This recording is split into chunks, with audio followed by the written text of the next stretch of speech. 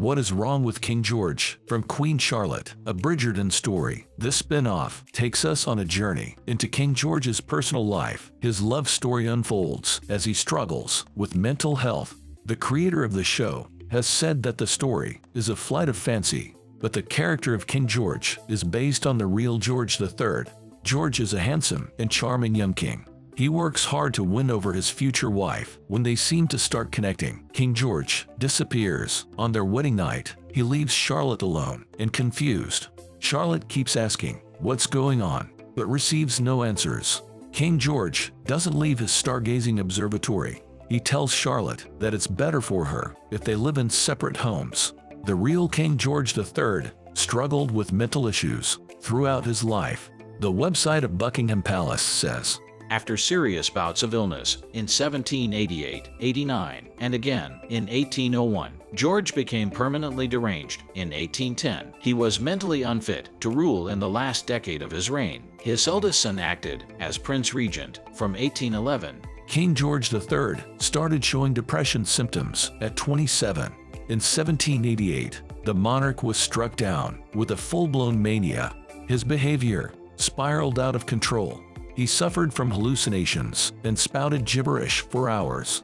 Because of the violent fits, he had to be placed in a straitjacket. A visitor to Windsor Palace witnessed George burying a steak. George believed it would grow into a beef tree. Another saw the king trying to shake hands with an oak tree. He believed it to be the King of Prussia.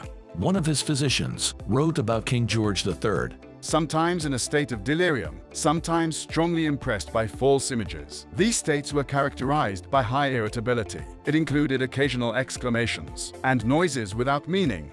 George III was moved from Windsor to Kew Palace in London. There, his physicians tried and failed to cure him. Their treatments were often torturous.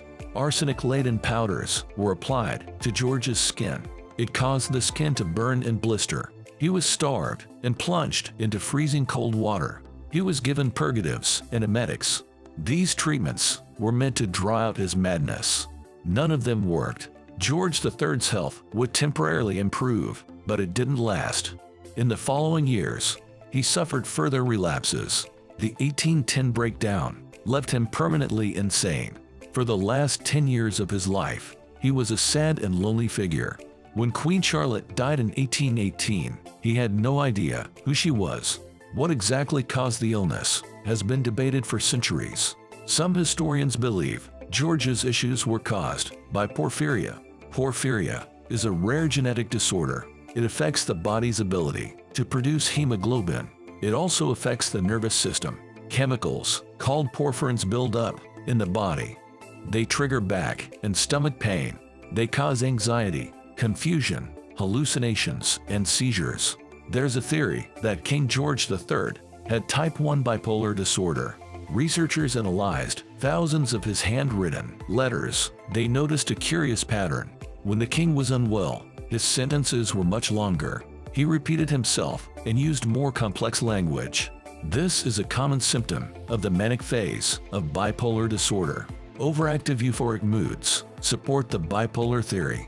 In his final years, George III developed dementia as well. This, on top of his bipolar disorder, might explain his permanent insanity. King George III is mostly remembered as the Mad King.